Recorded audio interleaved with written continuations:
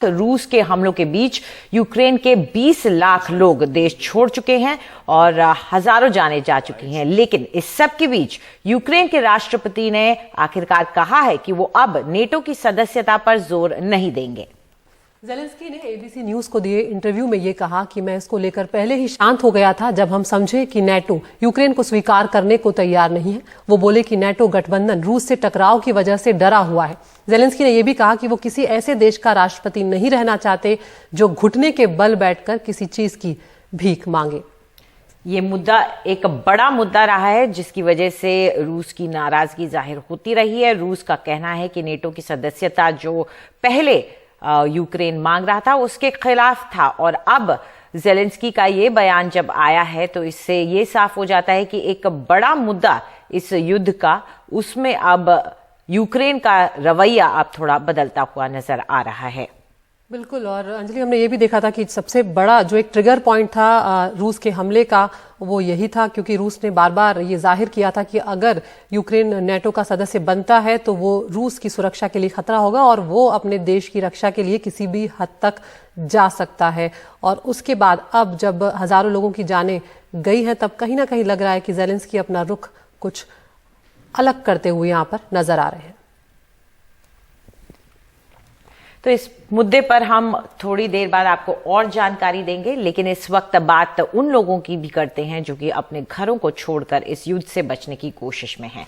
Ukraine के सुमी में फंसे करीब 700 भारतीय छात्रों को भी अब वापस लाया जा रहा है, उन्हें निकाल लिया गया है। विदेश मंत्रालय ने बताया है कि छात्र पुलतावा पहुंच गए हैं और सुमी से पुलतावा करीब 175 किलोमीटर दूर है। ये पश्चिमी यूक्रेन की तरफ पड़ता है और उसी तरफ अब ये छात्र रुक करना शुरू कर रहे हैं और वहीं से पश्चिमी यूक्रेन से उन्हें विमान के जरिए भारत वापस लाया जाएगा।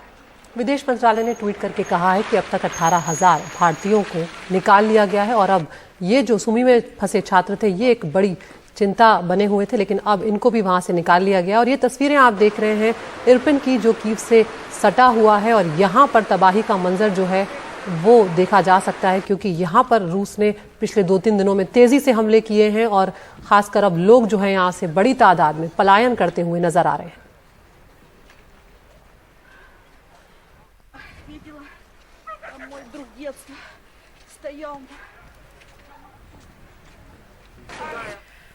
तो रूस यूक्रेन युद्ध के 14वें दिन राजधानी कीव की घेराबंदी रूस की सेना शुरू कर चुकी है। हम जानते हैं लगातार वो कीव पर कब्जा जमाने की उनकी मंशा है। वहीं कीव के पास इरपिन से जो लोग हैं उनका निकलना जारी है और ये तस्वीर जो आप देख रहे हैं इरपिन में टूटा हुआ पुल है, उसके नीचे से लोग गुजरने को मजबूर हैं क्योंकि स्थिति अब वहां पर ऐसी हो गई है। और यूएन के मुताबिक अब तक 20 लाख लोग यूक्रेन छोड़कर जा चुके हैं। ये जो तस्वीरें हैं ये जाहिर कर रही हैं कि किस तरीके से इरपिन शहर से कीव की तरफ लोग जा रहे हैं जो 25 किलोमीटर दूर हैं और खुद पैदल चल रहे हैं। और हमारे साथ जुड़ रहे हैं हमारे सीनियर एडिटर उमाशंकर सिंह। उमा, यहाँ पर ज़ेलेंस्की का जो रुख सामने आया है इस वक्त, जिसमें वो कह रहे हैं कि नेटो की सदस्यता पर अब उनका जोर नहीं है, क्योंकि हम जानते हैं कि रूस के लिए जो सबसे बड़ा ट्रिगर पॉइंट था हमला करने का वो यही था। तो क्या अब रूस का रुख कुछ बदल सकता है ज़ेलेंस्की की इस तरह की बात के बाद?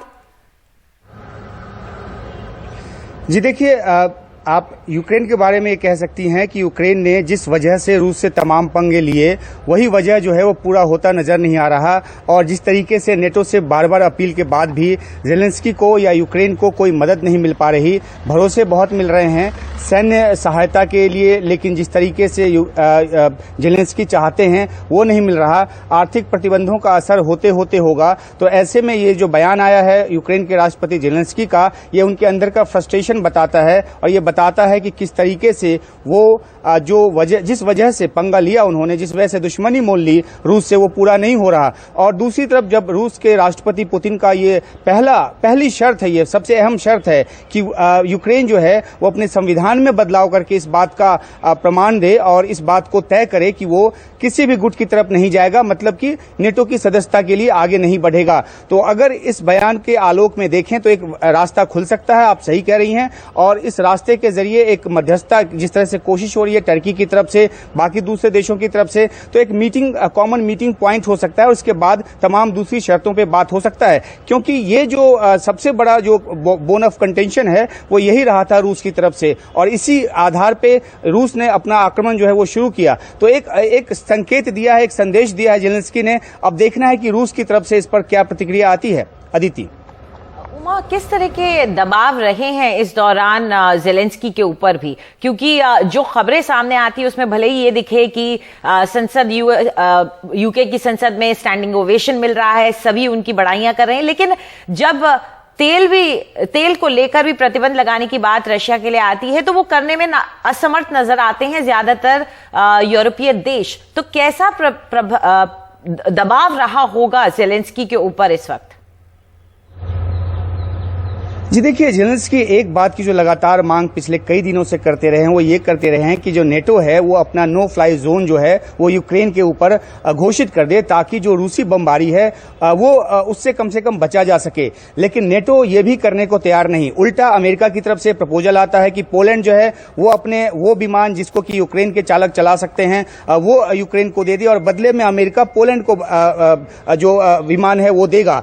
पोलैंड की तरफ से ये प्रपोजल आता है कि वो अपना विमान जो है वो रूसी एयरबेस पे भेजने को तैयार है, बदले में अमेरिकी एयरबेस पे भेजने को तैयार है, बदले में अमेरिका उसको प्लेन दे। तो एक दूसरे के कंधे पर रखकर बंदूक चलाने की कोशिश हो रही है। लेकिन रूस जो है उसको इस बात का एहसास है कि तेल के प्रतिबंध की बात हो, दूसरे प्रतिबंधों की बात हो, वो यूरोपीय देशों पे भी उसका बुरा असर पड़ेगा, अमेरिका पर भी बुरा असर पड़ेगा। अभी 60 मिलियन बैरल जो तेल है वो रिजर्व से निकालने की बात राष्ट्रपति बाइडेन ने की है, जिसमें से 30 मिलियन बैरल जो है वो अमेरिका अपनी तरफ से दे रहा है। लेकिन जब ये लंबा खिंचेगा तो जाहिर सी बात है कि इन देशों को भी गैस और तेल चाहिए, चाहे वो यूरोप के कंट्री हो या अमेरिका हो। और रूस का जो 40% जो उसका जो आय है, उसकी जो आय है वो तेल से होती है, तो रूस को नुकसान उठाना पड़ेगा। लेकिन रूस को ये बात पता है कि अगर अभी डटे नहीं रहे तो इन दबावों के आगे झुके तो फिर वो अपने मकसद में कभी कामयाब नहीं होगा। तो लंबी बात चल रही है और सारा का सारा दबाव, और सारा का सारा एक तरह से आप कह सकती हैं कि मोहरा जो है वो जेलेंस्की बन गए हैं, तो उनके ऊपर ये दबाव है। और अलग अलग तरह के वीडियोज के सहारे वो बताने की कोशिश करते हैं कि किस मनोबल के साथ वो लड़ रहे हैं। कभी वो अपने दफ्तर से वीडियो बनाकर भेजते हैं कि मैं क्यू में ही हूं, कभी वो बंकर के सामने खड़े होकर वीडियो बना के भेज रहे हैं। तो उनके साथ सहानुभूति दुनिया के तमाम देशों की है, लेकिन जमीन पर जिस तरह की मदद की उम्मीद यूक्रेन को थी वो अब तक पश्चिमी देशों की तरफ से या अमेरिका की तरफ से नहीं मिली है। बिल्कुल, और इसी का खामियाजा यूक्रेन के लोग भी भुगत रहे उमा, और जमीन पर यूक्रेन अकेला ही नजर आ रहा है लड़ता हुआ। उमा, अगर हम भारतीयों की यहाँ पर बात करें तो सुमी में जो भारतीय करीब 700 छात्र फंसे हुए थे, अब उनको आगे बढ़ा लिया गया है, वहां से पोल्तावा की तरफ से अब वो आगे बढ़ रहे हैं। क्या अब ये माना जा सकता है कि जो भारत के नागरिक थे और छात्र थे वहां पर अब वो पूरी तरह से सुरक्षित इलाकों में आ चुके हैं यूक्रेन में?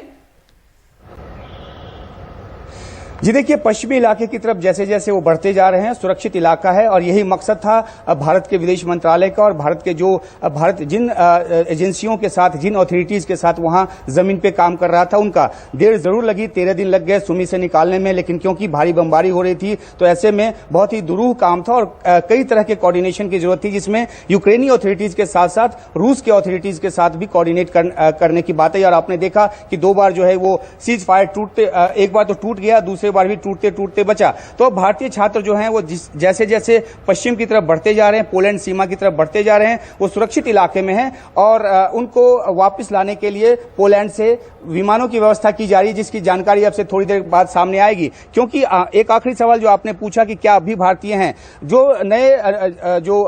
नई जो सूचना जारी की गई है उन लोगों के लिए जिन्होंने अभी तक अपने आप को रजिस्टर नहीं कराया, उसके बाद हमारी जानकारी यह है कि कुछ और भारतीयों ने अपने आप को रजिस्टर कराया है। तो अगले 1-2 दिनों में देखना होगा कि ये हेड काउंट क्या है, कितने और लोग हैं जिन्होंने अब तक अपनी जानकारी नहीं दी थी। जिस तरह से गूगल फॉर्म के जरिए विदेश मंत्रालय ने जानकारी मांगी, अगर तमाम भारतीयों ने जानकारी दे दी होगी तो उन सबको भी निकालने की कोशिश होगी। लेकिन यह भी बात है कि अगर इसके बाद भी कोई भारतीय बचा रह जाता है तो इस तरह के ऑपरेशन गंगा के जरिए वापस ला पाना उनको मुमकिन नहीं होगा, ये बात भी साफ कर दी गई है।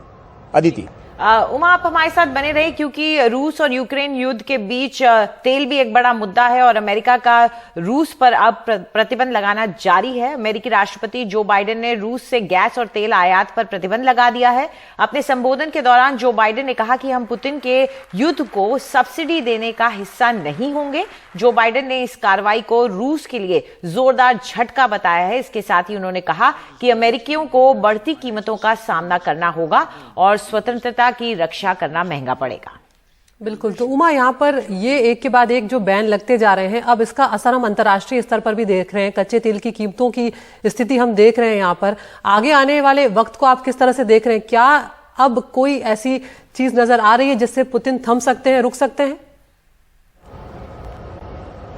जी देखिए, पुतिन ने अपनी तरफ से बातें साफ कर दी है और पुतिन को ये पता है कि जिस तरह से वो डोमिनेट कर रहे हैं, रूस जिस तरह से पूरे इस युद्ध में डोमिनेट कर रहा है और जिस तरीके से नेटो, चाहे वो रूस की डर की वजह से हो, लड़ाई और बड़े पैमाने पर छिड़ जाने के डर की वजह से हो, वो सामने नहीं आ रहे। तो रूस के लिए एक तरह से खुला मैदान है और वो चाहेंगे कि तमाम वो शर्त, जिसमें कि यूक्रेन को डिमिलिटराइज करने की शर्त है, जो लुहांस्क और दोनेत्स्क में जो उन्होंने 2 अलग राष्ट्र का निर्माण कर दिया है, वो उसके लिए भी प्रेस कर रहे हैं कि उसको भी मान्यता दी जाए। वो क्रीमिया के लिए भी एक रियायत चाहते हैं। तो बहुत सारी शर्तों के साथ रूस तैयार है और रूस को ये पता है कि जो आर्थिक प्रतिबंधों की वजह से जो कच्चे तेल की कीमत बढ़ रही है, उस कीमत का खामियाजा दुनिया के तमाम देशों को उठाना पड़ेगा, अकेले रूस को नहीं। हाँ, रूस को ज्यादा नुकसान उठाना पड़ेगा क्योंकि वो निर्यात करता है। तो बहुत सारे ऐसे आकलन है जिसको युद्ध में जाने के पहले रूस ने उसकी तैयारी कर ली और यही वजह है कि तमाम जो डिप्लोमेटिक एफर्ट हैं उसके बावजूद रूस जो है अपनी तरफ से झुकने को तैयार नहीं है।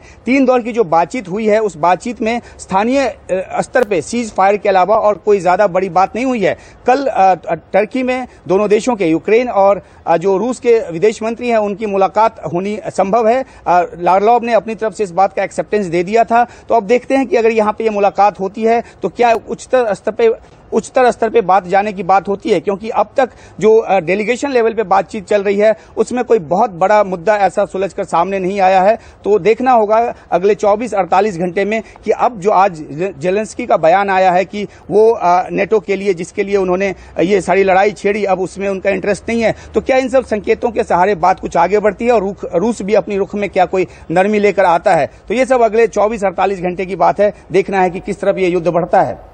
बहुत शुक्रिया उमाशंकर, इस तमाम जानकारी के लिए। आपने विस्तार से बताया कि क्या स्थिति इस वक्त चल रही है अंतर्राष्ट्रीय स्तर पर और रूस और यूक्रेन के युद्ध में।